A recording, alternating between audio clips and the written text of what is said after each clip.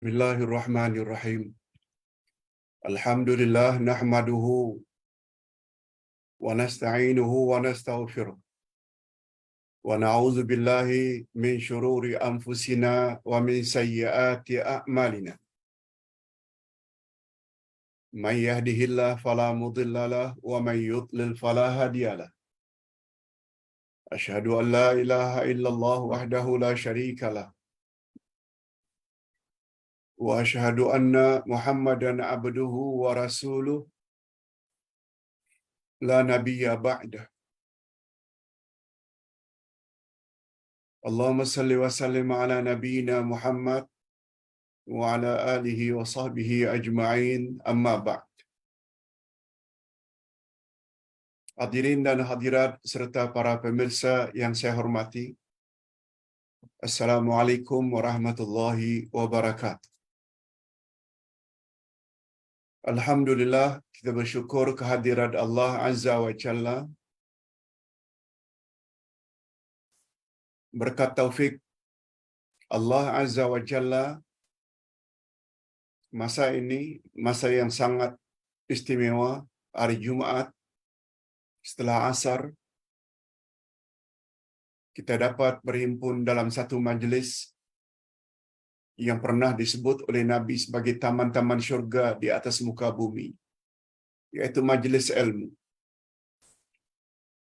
Lebih-lebih lagi pembahasan kita pada petang ini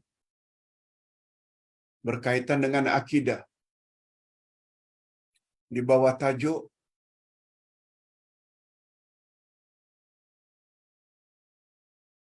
menjadikan kuburan sebagai masjid. Menjadikan kuburan sebagai masjid.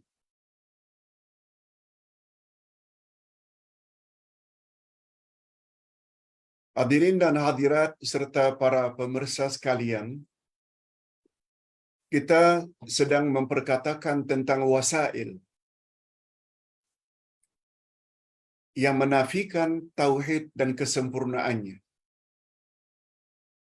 yaitu bab kedua dari buku Ke Arah Memahami Al-Quran dan Al-Hadis, jilid 2. Bab yang kedua, wasail yang menafikan tauhid dan kesempurnaannya, yaitu perkara-perkara yang boleh merosakkan tauhid, perkara-perkara yang boleh mengurangi kesempurnaan tauhid, ada bermacam-macam.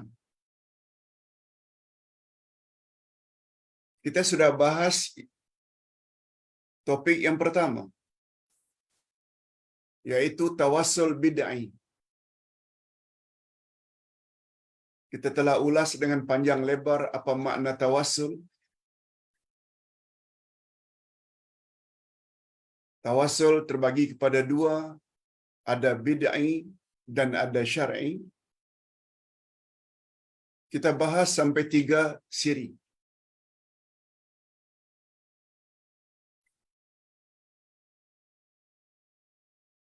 Nah, yang kedua, hari ini kita mula dengan bahagian yang kedua yang juga boleh merosakkan akidah atau tauhid seseorang,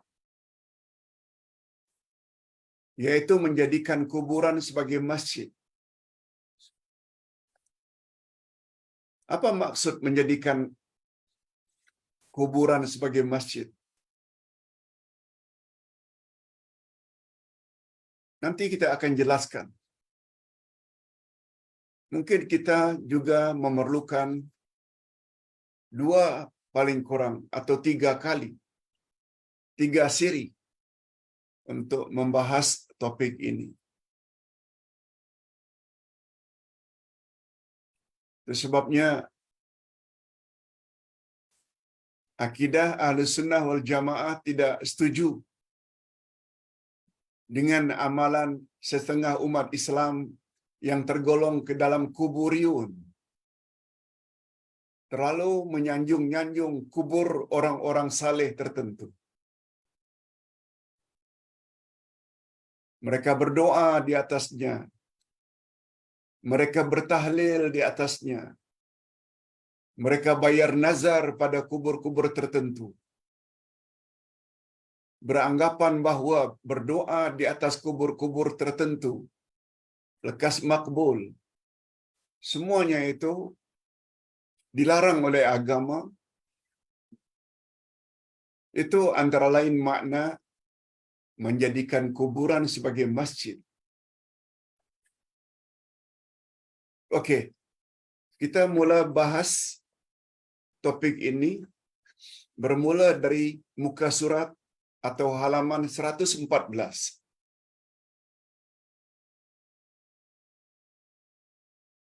Dalam masa lebih kurang 1 jam ini kita akan bahas topik ini, menjadikan kuburan sebagai masjid, siri pertama.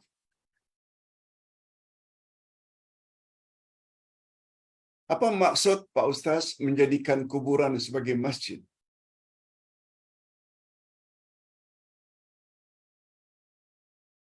Di antara perkara yang boleh merosakkan tauhid, di antara perkara yang boleh merosakkan akidah,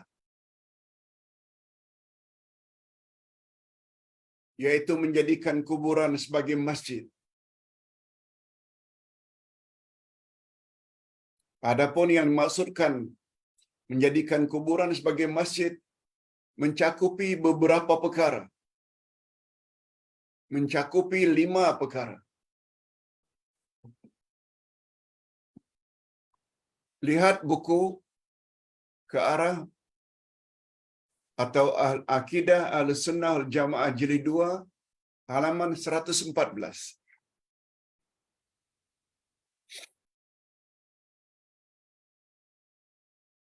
Di antara makna menjadikan kuburan sebagai masjid, yang pertama,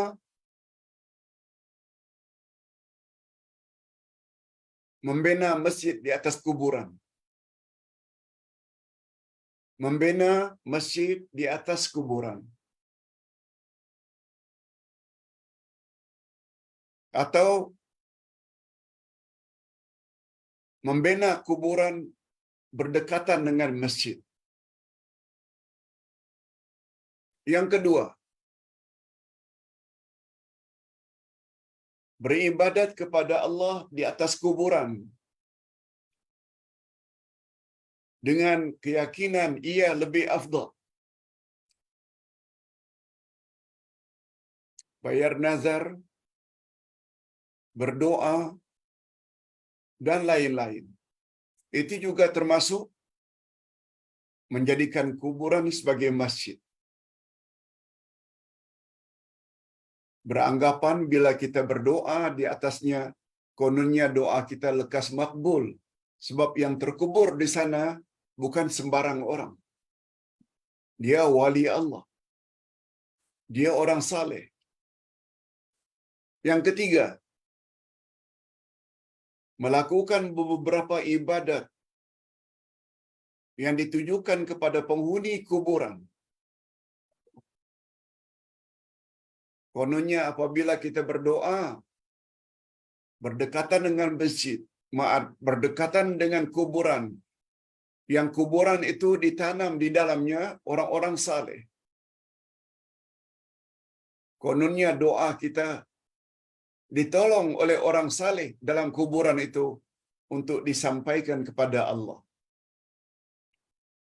Sehingga doa kita jadi makbul. Cepat mendapat ijabah daripada Allah. Yang ketiga. Yang keempat,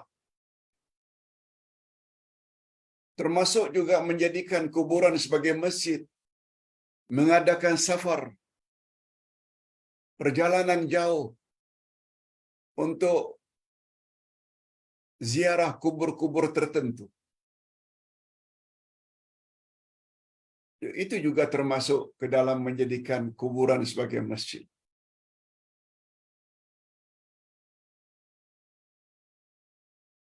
Yang kelima, membina bangunan di atas kuburan. Membina bangunan di atas kuburan tidak semestinya masjid.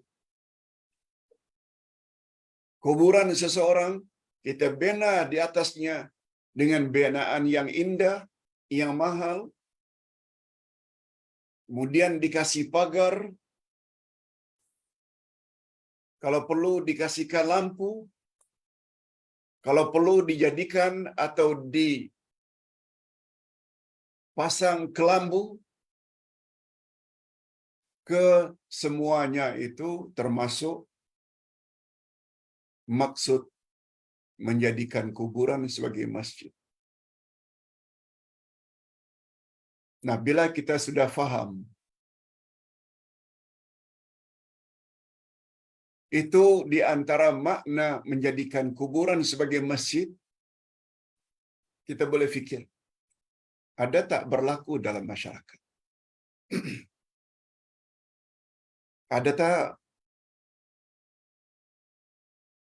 Ada tak berlaku dalam masyarakat? Berlaku. Berapa banyak orang-orang tertentu dikebumikan di samping masjid yang dia bina. Kononnya untuk senantiasa diingati. Berapa banyak dalam masyarakat orang yang bernazar, dia bernazar akan bawa buah-buahan, akan bawa hidangan untuk diantar pada kubur-kubur keramat tertentu. Berlaku. Berapa banyak orang-orang yang mengadakan perjalanan jauh, seperti umpamanya dari Malaysia,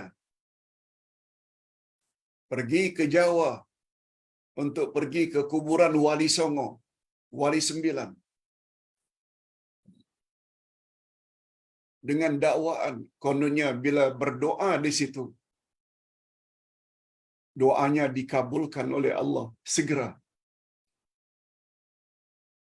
Berlaku.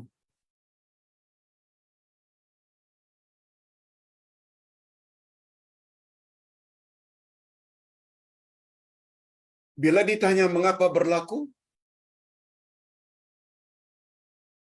bila ditanya mengapa itu semua berlaku, tak perlu heran. Sebab pembelajaran Islam di Nusantara tidak bermula dengan akidah. Sebagaimana tidak bermulanya pembelajaran di Nusantara dengan 2 kalimat syahadat. Tonggak akidah itu 2 kalimat syahadat. Mentauhidkan Allah dan menjadikan Rasul sebagai teladan dalam mendekatkan diri kepada Allah. Itu semua tidak didedahkan dahulu. Sehingga banyak dari kalangan umat Islam Nusantara kabur. Apa rukun 2 kalimat syahadat? Apa rukun la ilaha illallah? Apa syarat la ilaha illallah? Apa rukun Muhammadur Rasulullah? Apa makna asyhadu? Pengetahuan mereka tidak mendalam. Sebagaimana mendalamnya mereka tentang rukun syarat perkara yang membatalkan salat. Rukun syarat dan perkara yang boleh membatalkan puasa, zakat, haji, umrah. Tapi 2 kalimat syahadat, tonggak akidah diabaikan. Itu jawabannya. Tak heran kalau itu semua boleh berlaku. Barangkali hadirin dan hadirat, ibu-ibu, bapa-bapa, serta para pemirsa sendiri yang sedang dengar kuliah online ini pun pernah buat perkara itu dulu-dulu. Dulu-dulu. Ketika umur 30, 40, ketika umur 25 tahun, yang sekarang Sudah 70 tahun, 75, 65, dulu-dulu.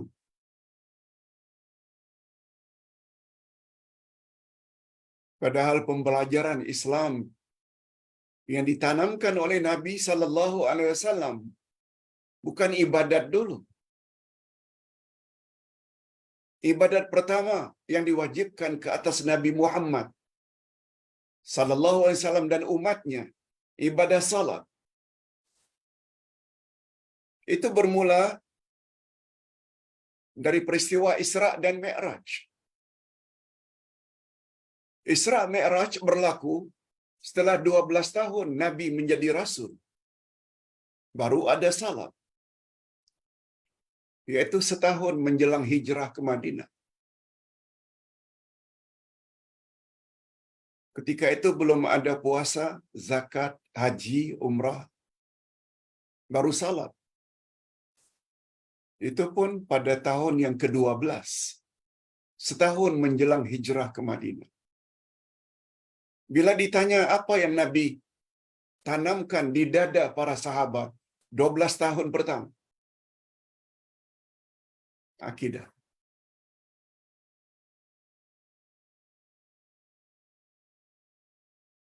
Sembahlah Allah yang Maha Esa. Jangan sembah yang lain. Itu syahadat yang pertama. Itu sebabnya syahadat itu dipanggil dengan syahadat akidah atau syahadat tauhid. Yang kedua, beribadatlah kepada Allah ikut cara Nabi Muhammad sallallahu alaihi wasallam. Ia memberi isyarat beribadat mesti ikut sunnah Nabi. Tak boleh direka-reka cara baru yang tidak ada contoh, yang tidak ada suruhan dari Nabi.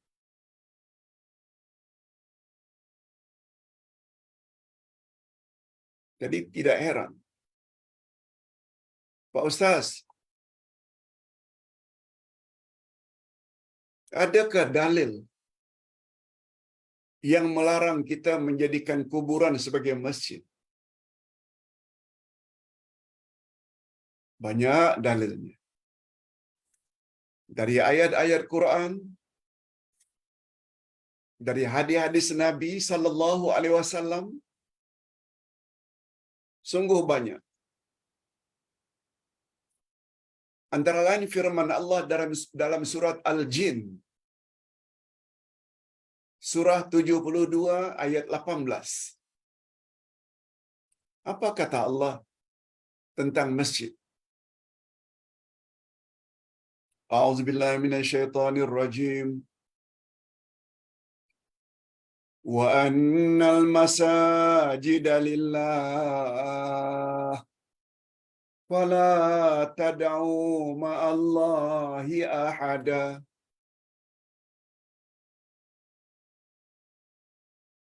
Sesungguhnya masjid-masjid itu adalah kepunyaan Allah. Masjid, tempat kita sujud itu, tempat kita salat, tempat kita beribadat, itu adalah milik Allah. Lalu apa kata Allah? Melarang. Fala tad'u ma'allahi ahada. Oleh sebab itu janganlah kamu menyembah seseorang pun di dalamnya selain menyembah Allah. Maknanya jangan syirik terhadap Allah. Sama ada dalam masjid atau di luar masjid. Lebih-lebih lagi masjid. Itu sebabnya masjid disebut dengan rumah Allah, Baitullah. Coba dengar apa kata atau komen ulama tafsir terkenal, Imam Ibnu Katsir, tentang ayat tadi. Dalam ayat ini Allah menyuruh hamba-hambanya agar mengesahkan Allah dalam beribadat dan melarang mereka agar jangan menyengutukan Allah dengan apapun dan siapapun juga. Masjid milik Allah. Oleh sebab itu bila kita beribadat kepada Allah dikaitkan dengan kubur-kubur tertentu, dah mula rosak.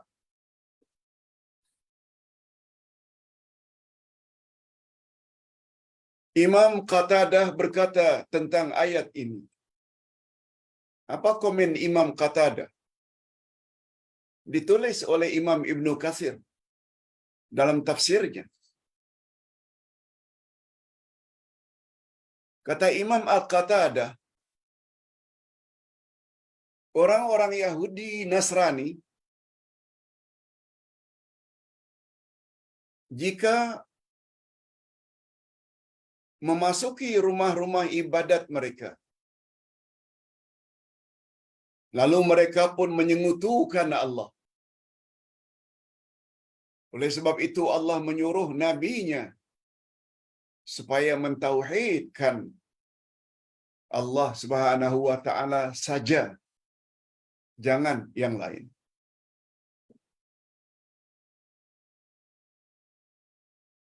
Dalam gereja Kristian Nasrani mesti ada gambar Isa.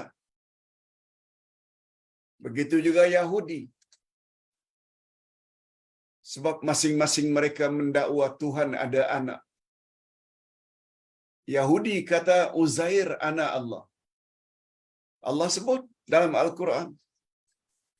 Nasrani Kristian mendakwa Isa anak Allah. Isa ibnullah.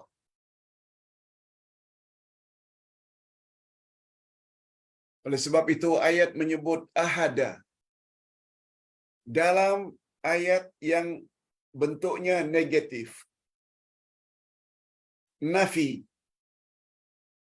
Jangan kamu sembah selain Allah atau bersama Allah seorang pun. Maknanya tak boleh sama sekali Allah itu disekutukan dengan siapapun. Itu maknanya.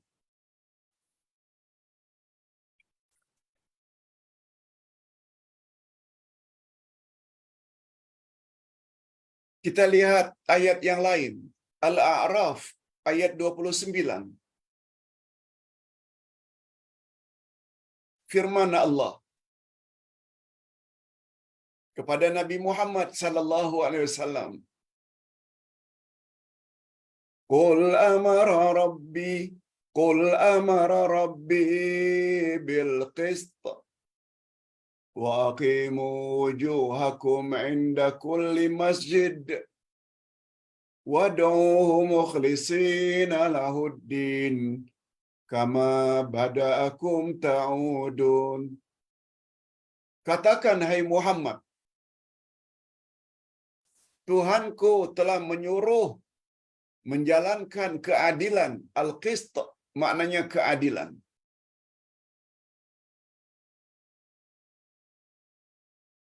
Dan katakanlah pada mereka, luruskanlah mukamu atau dirimu di setiap masjid tempat salat dan sembahlah Allah dengan mengikhlaskan ketaatan kepadanya. Lagi-lagi menyuruh agar kita ikhlas dalam beribadat. Dan ikhlas itu sama dengan makna tauhid. Jangan ada sebab-sebab yang lain yang mendorong kita beribadat kepada Allah.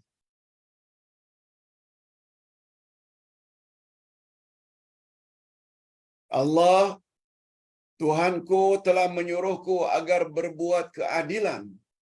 Al-Qist. Al-Qist di sini dengan makna kalimat tauhid. La ilaha illallah. Tiada Tuhan yang berhak disembah melainkan Allah.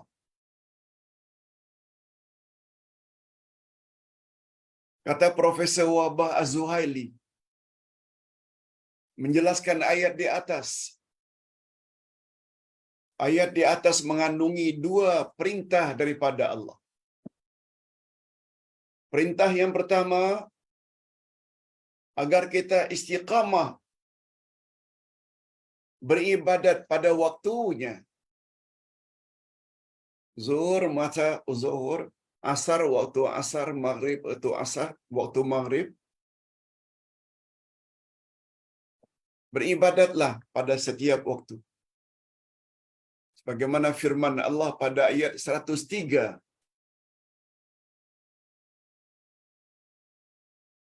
dari surat An-Nisa. Inna salata kanat 'alal mu'minina kitaban mawquta. Sesungguhnya salat itu diwajibkan ke atas setiap orang yang beriman pada waktu yang telah ditetapkan. Itu maksudnya. Istiqamah, lakukan salat pada setiap waktu. Dan yang kedua, agar kita ikhlas beribadat hanya kepada Allah yang Maha Esa, tidak kepada yang lain.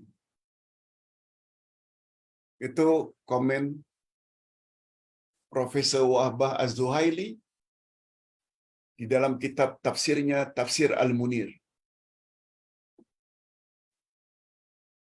Rahimahullah. Nah, kita tambah lagi dalil dari hadis Nabi. Larangan menjadikan kuburan sebagai masjid. Hadis sahih riwayat Imam Bukhari dan Imam Muslim.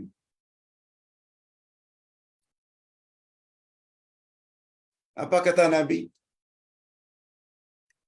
La'anallahu al-Yahud wan Nasara.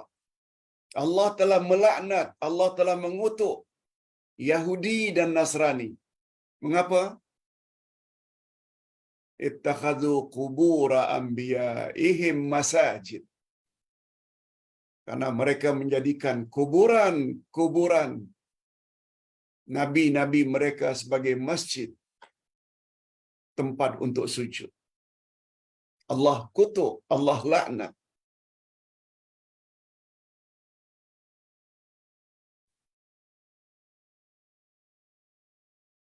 Sebabnya tujuan kita pergi ke Masjid Nabawi bukan tujuan utama kita untuk menziarahi kubur Nabi. Kan? Tujuan utama kita ke Masjid Nabawi di Madinah adalah masjidnya itu, bukan kubur Nabi yang ada di dalamnya.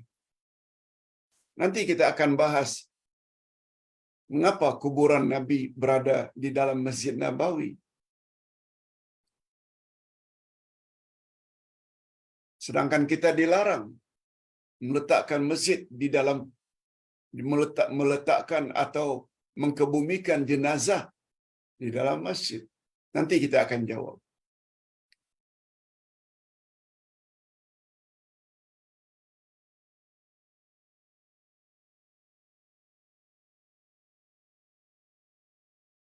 Hadirin dan hadirat serta para pemirsa yang saya hormati.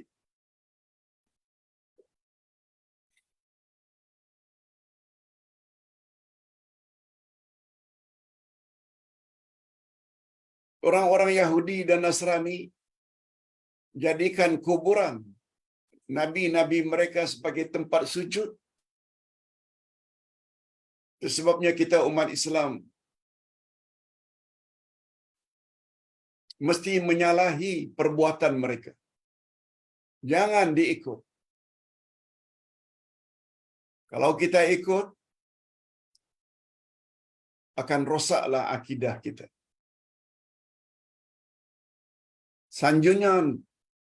Sanjungan kita,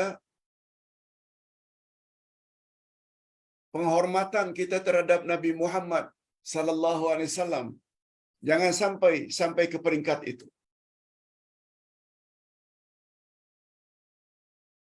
Oleh sebab itu sanjungan kita kepada baginda Rasul sallallahu alaihi wasallam biarlah berpada-pada. Jangan melampau.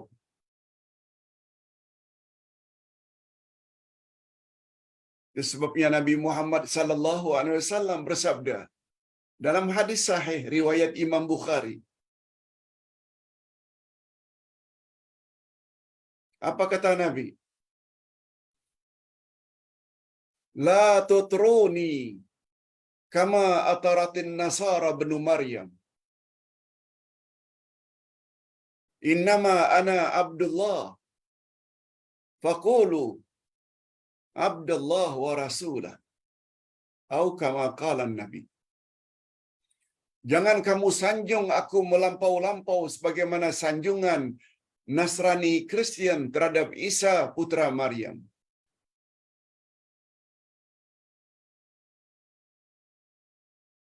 Aku hanya Abdullah wa Rasuluh dan Rasulnya. Oleh sebab itu panggil saja aku hamba Allah atau Rasulullah. Jangan lebih daripada itu. Sebab Nabi bimbang. Kita akan jadi orang seperti orang-orang Nasrani Kristian yang beranggapan Isa itu anak Tuhan. Sebagaimana anggapan orang-orang Yahudi terhadap Uzair yang mereka dakwa sebagai anak Tuhan. Nabi Muhammad bukan anak Tuhan. Walaupun beliau ada kelebihan, tapi beliau adalah manusia biasa yang mendapat wahyu. Namun Allah, Tuhan kita tetap Tuhan yang Maha Esa. Dan hakikat itu kita boleh lihat pada ayat terakhir dari surat Al-Kahfi. Ini hari Jumaat. Kita tadi ada baca surah Al-Kahfi.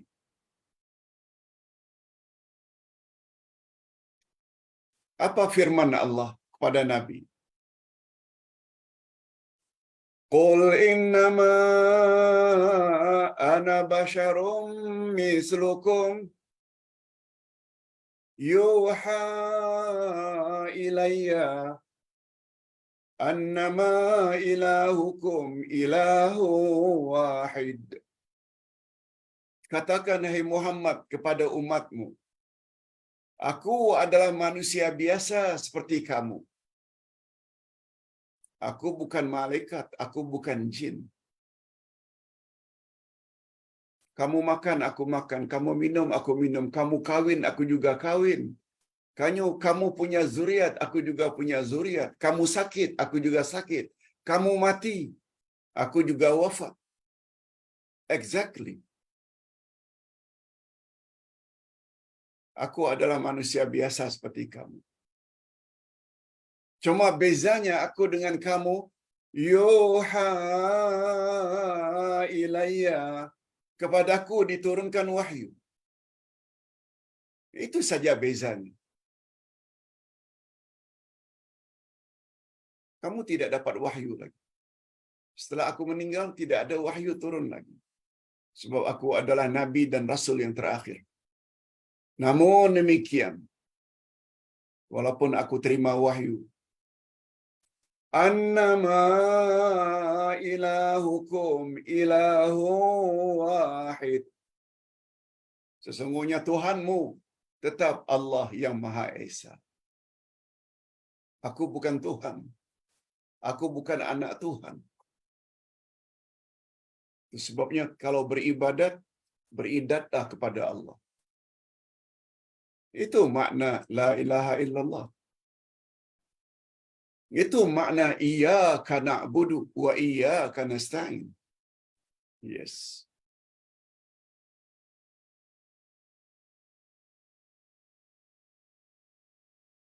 Itu sebabnya istri Rasul yang bernama Maria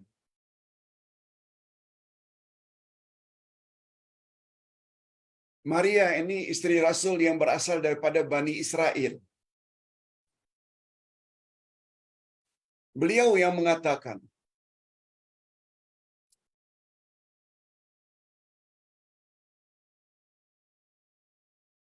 begitu istri-istri Rasul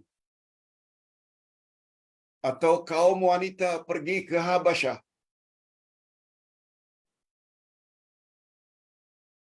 karena tak tahan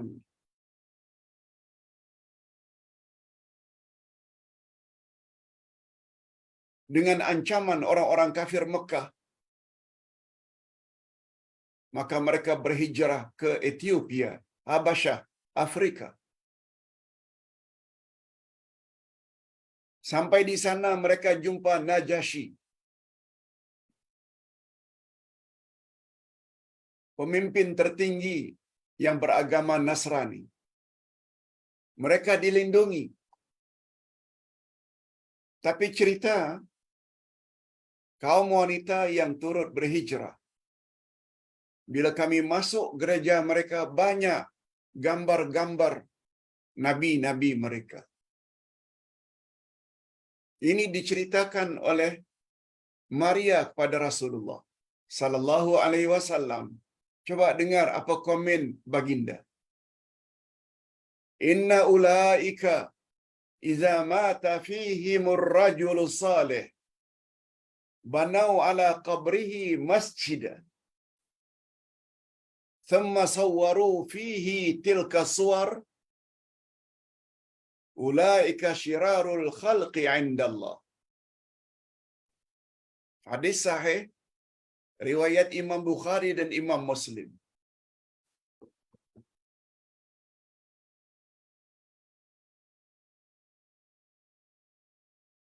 Macam mana kita tak yakin?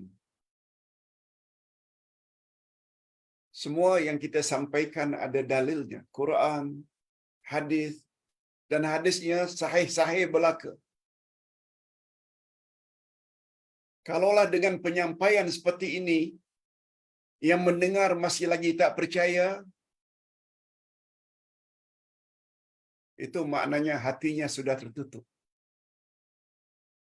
Khatamallahu ala qulubihim. Allah dah kunci mati hatinya. Ini bukan cakap ustaz. Ini cakap Allah dan cakap Rasul.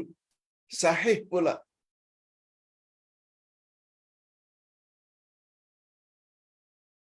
Lalu setelah mendengar penjelasan lengkap dengan dalil-dalilnya, lalu komen.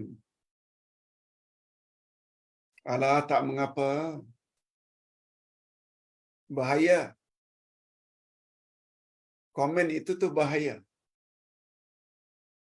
Apa bahayanya Pak Ustaz? Maknanya akidah dan tauhid Anda sedang rosak.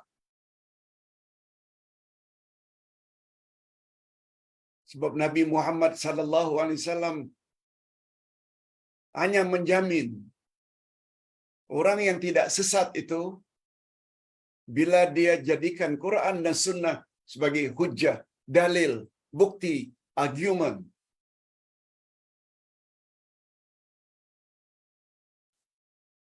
Imam Malik meriwayatkan hadis, taraktu fikum amraini in amsaktum bihima lan tadillu abada, Al-Quran wa sunnati.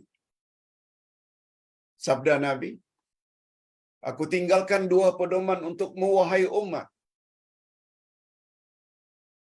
Selagi kamu berpegang teguh, kamu tidak akan sesat selama-lamanya, yaitu Quran dan Sunnah. Nah, kita pula dengar. Ini lain halnya orang yang tak dengar langsung, tak mau belajar akidah. Sebenarnya mereka dalam bahaya. Syukur alhamdulillah bapa-bapa dan ibu-ibu serta para pemirsa yang dihormati, kita tergerak hati untuk join majlis ilmu seumpama ini. Lalu kepada kita dibawa dalil-dalil dan hujah-hujah dari Quran dan Sunnah. Mudah-mudahan kita termasuk ke dalam golongan orang yang cerdik,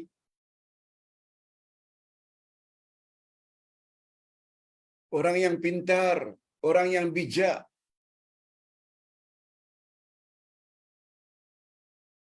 Sebab di antara sikap orang-orang yang berpendidikan, intellectual, educated, mereka punya budaya sendiri. Mereka punya prinsip sendiri. Bahwa mereka tidak mudah percaya kalau tidak dibawa dalil, hujah, argumen. Sebagaimana Ustaz selalu sebut. Orang-orang yang berpendidikan, intelek, lulusan universiti, mereka selalu punya slogan, show me the proof. Show me the proof. Istilah dalam Al-Quran, mereka akan kata, hatu burhanakum. Datangkan kepadaku bukti-bukti. Baru aku boleh percaya. Show me the proof. Sekarang burhan sudah kita sampaikan. Sekarang dalil hujah bukan saja Quran, hadis Nabi yang sahih. Masih lagi tidak boleh terima. Malah setengah mereka tuduh kita pula bawa ajaran sesat. Sekarang menjadi pertanyaan, siapa sebenarnya sesat? Orang yang ada dalil ke atau orang yang hanya taklid buta? Nenek moyang buat macam itu, kita kena ikutlah. Bila itu hujah mereka, ketahuilah, itulah hujah yang digunakan oleh Abu Jahal dan Abu Lahab. Ayat Quran menyebut, apabila engkau suruh mereka penyembah-penyembah berhala, sembahlah Allah yang Maha Esa. Apa kata mereka? Tidak, hai Muhammad. Kami hanya akan ikut apa yang kami warisi dari nenek moyang mereka.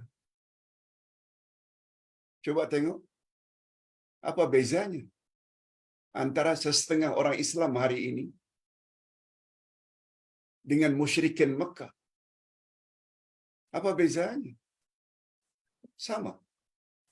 Islam itu agama nenek moyang. Tak. Islam agama Allah. Allah suruh Nabi Muhammad menyampaikannya. Oleh sebab itu, andai kata ingin terhindar daripada kesesatan, rujuk Quran, rujuk sunnah Nabi. Sebabnya tadi pagi, Ustaz mendapat pertanyaan dari seorang jemaah. Pak Ustaz, saya cukup tertarik dengan pembahasan Pak Ustaz beberapa hari yang lalu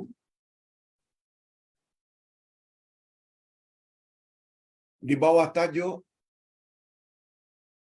mempelajari agama dengan manhaj yang betul. Dalam buku apa Pak Ustaz?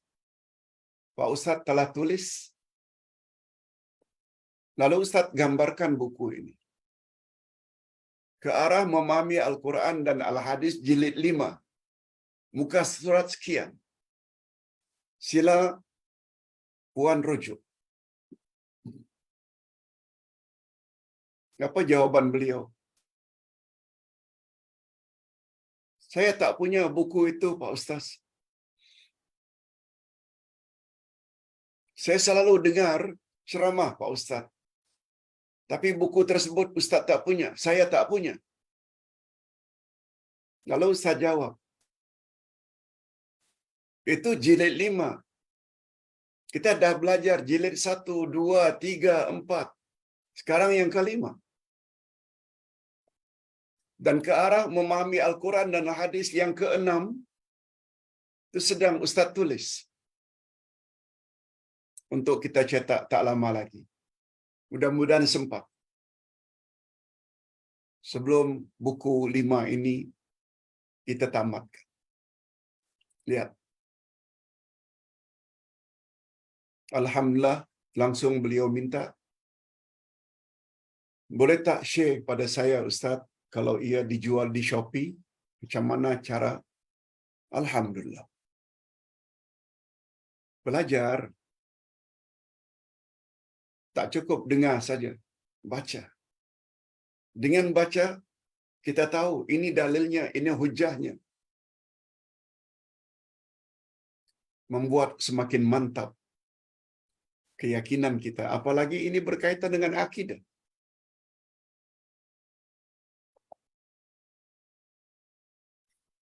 Hadirin dan hadirat serta para pemirsa yang saya hormati.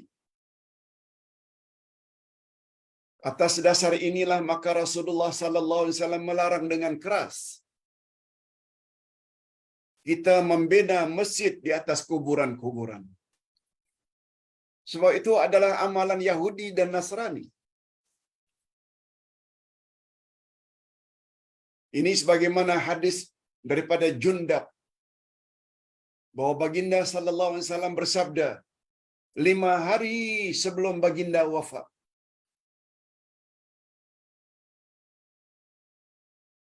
Hadis sahih riwayat Imam Muslim. Dalil lagi. Apa kata Nabi tentang kebiasaan orang-orang Yahudi dan Nasrani? Keyakinan mereka terhadap nabi-nabi dan rasul-rasul mereka. Coba dengar. Ini termasuk wasiat. Sebab Nabi sebut perkara ini menjelang kewafatannya 5 hari sebelum baginda wafat. Inna man kana qablakum kanu yattakhidhuna qubura anbiya'ihim masajid. Sesungguhnya orang-orang sebelum kamu, maknanya Yahudi, Nasrani, mereka jadikan kuburan-kuburan nabi-nabi mereka sebagai tempat sujud. Kata Nabi, ala fala tattakhidhul qubara masajid. Ketahuilah olehmu, jangan sekali-kali kamu jadikan kuburan itu sebagai tempat sujud. Fa inni anhaakum an dzalik. Sesungguhnya aku sangat-sangat larang kamu berbuat demikian. Hadis sahih riwayat Imam Muslim. Sahih lagi.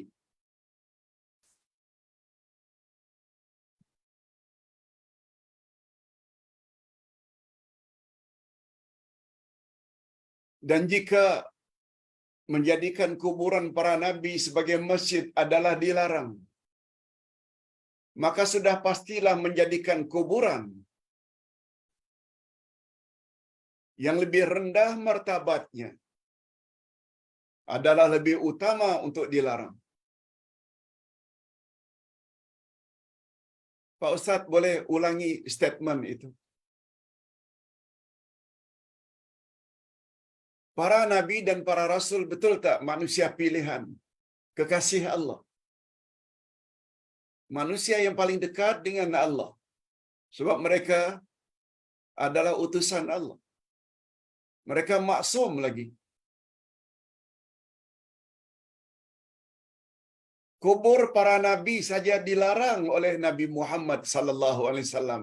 Dilarang oleh Allah menjadikan mereka itu sebagai tempat sujud. Lebih-lebih lagi lah bila kuburan itu kuburan orang yang bukan bertaraf nabi, bukan bertaraf rasul. Wali-wali Allah ke namanya, semuanya di bawah rasul. Kiai ke, habaib ke, semuanya di bawah kedudukan nabi dan rasul. Itu memberi makna lebih-lebih lagi lah terhadap kuburan Wali Songo, Wali Sembilan, yang dianggap keramat. Bila berdoa di atasnya, doa lekas dikabulkan. Membaca wirid, bayar nazar,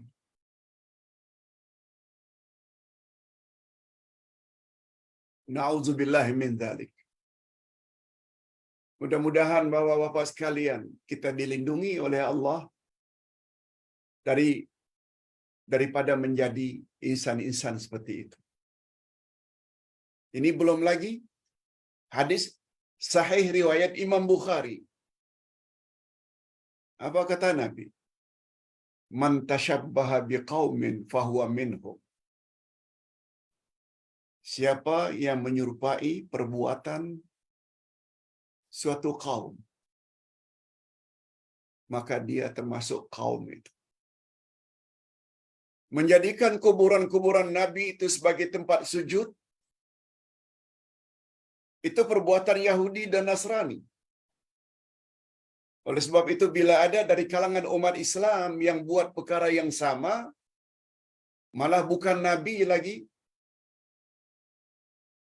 wali ke, kiai ke, orang saleh ke, habib-habib ke, keturunan Nabi ke, lalu disanjung-sanjung, dipuja-puja. Berdasarkan hadis terakhir tadi, perbuatan mereka dah sama dengan Yahudi dan Nasrani. Ustaz tahu,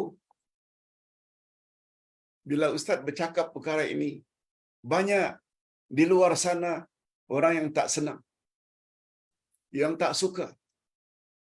Alah Ustaz itu sikit-sikit syirik, sikit-sikit rosak akidah. Saudara, dengarlah dulu hujah yang Ustaz bawa.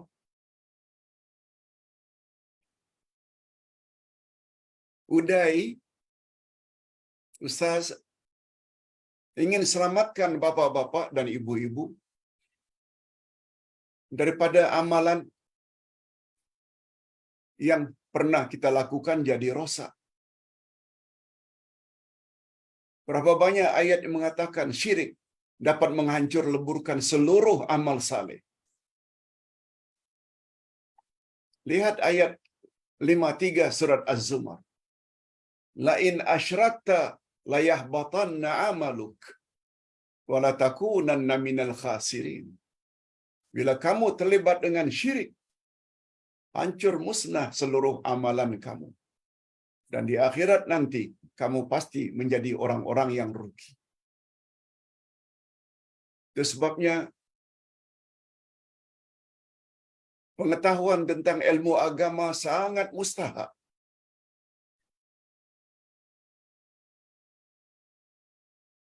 Ustaz ingin ingat balik. Jangan lupa ikuti ceramah duha lusa hari Ahad. Jam 10.30 hari Ahad lusa, Ustaz sudah siap nota di bawah tajuk sesungguhnya Allah sangat murka orang yang banyak ilmu pengetahuan tentang keduniaan tetapi dia jahil tentang akhirat. Ilmu dunia semuanya dia tahu. Bagus. Tahu ilmu dunia, ilmu kedokteran, ilmu pembangunan, ilmu ekonomi, ilmu semua itu fardu kifayah. Tapi ilmu akhirat, agar layak kita masuk syurga mesti tauhid. Agar amal diterima mesti ikut dan jadikan Nabi Muhammad sebagai role model. Kita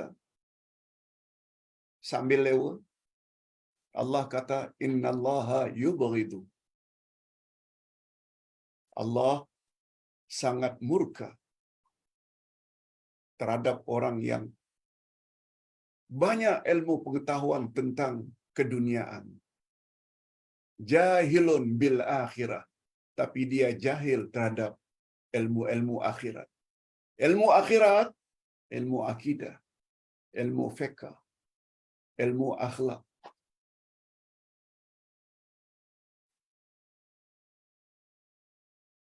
Mudah-mudahan melalui ceramah-ceramah sebegini online,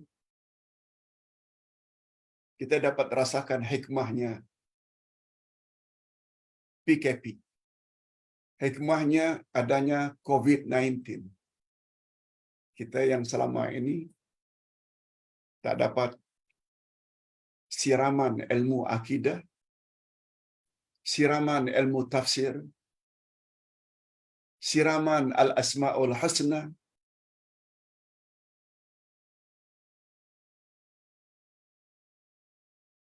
akhirnya kita dapat tahu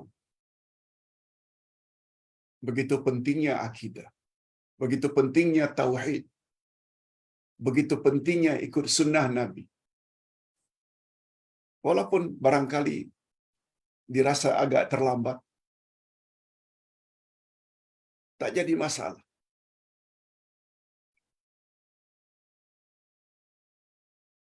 Better late than never. Terlambat lebih baik dari tidak sama sekali. Sebab matlamat kita harap mudah-mudahan kita mati dalam husnul khatimah. Akidah kita mantap, ibadat kita mantap. Yang menjadi ukuran itu adalah akhir hayat kita. Bukan serba kekurangan di masa muda, bukan.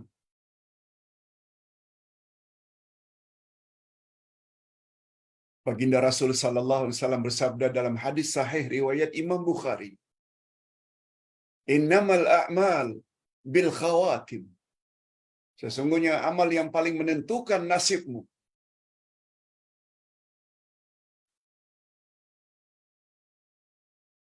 Sesungguhnya amal yang paling menentukan nasibmu setelah kamu mati adalah amalanmu yang terakhir.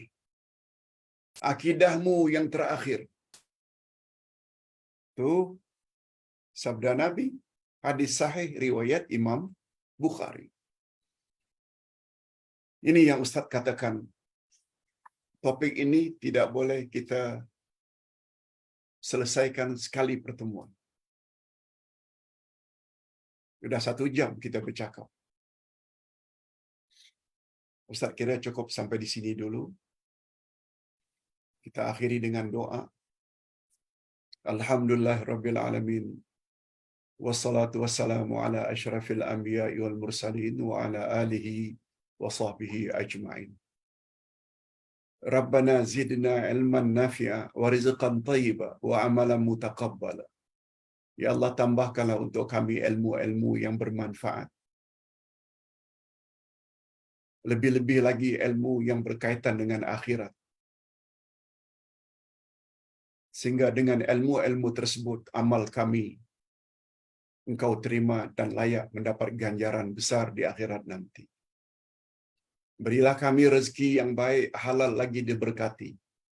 Dan terimalah amal-amal saleh kami. Ya Allah, pada petang ini kami telah belajar tentang bahaya menjadikan kuburan sebagai masjid. Kami faham maksud menjadikan kuburan sebagai masjid. Oleh sebab itu berilah kami kekuatan ya Allah untuk menjauhkan perkara-perkara yang boleh merosakkan akidah. Sehingga kami meninggal dunia dalam keadaan akidah yang murni, tauhid yang murni. Allahumma arinal haqqa haqqan warzuqna ittiba'ah wa arinal batila batilan warzuqna ijtinabah. Ya Allah, perlihatkanlah kepada kami kebenaran akan kebenarannya dan beri kami kekuatan ya Allah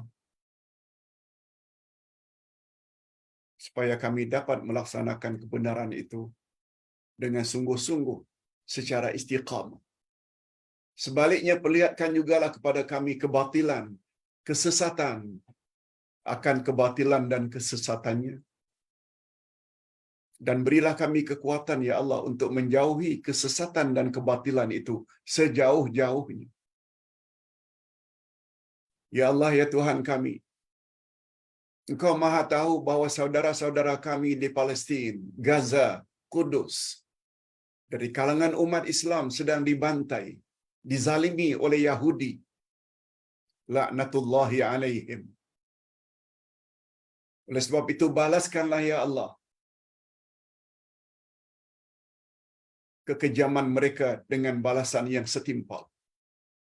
Di dunia lagi sebelum di alam-alam berikutnya, barzakh dan alam akhirat.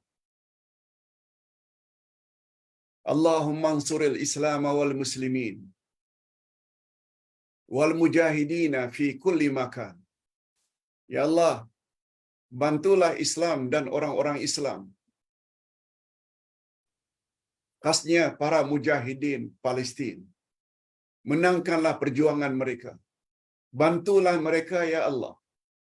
Sebagaimana Engkau telah bantu terhadap orang-orang beriman pada zaman dahulu kala. Dan itu tidak mustahil bagimu. Sebab cara bekerjamu ya Allah, innama amruhu idza arada syai'an ay yaqula lahu kun fayakun. Kami tahu dan menyadari ya Allah, jumlah umat Islam di Palestin tidak sebanyak Yahudi Zionisme, apalagi mereka mendapat bantuan dari negara-negara besar luar. Senjata mereka lebih canggih. Sedangkan umat Islam di Palestin sudahlah bilangannya sangat terbatas, persenjataannya juga sangat terbatas. Tapi kami sungguh yakin ya Allah, kemenangan bukan terletak kepada bilangan tentera, bukan terletak pada kecanggihan senjata. Apalagi tentera-tenteramu selain malaikat,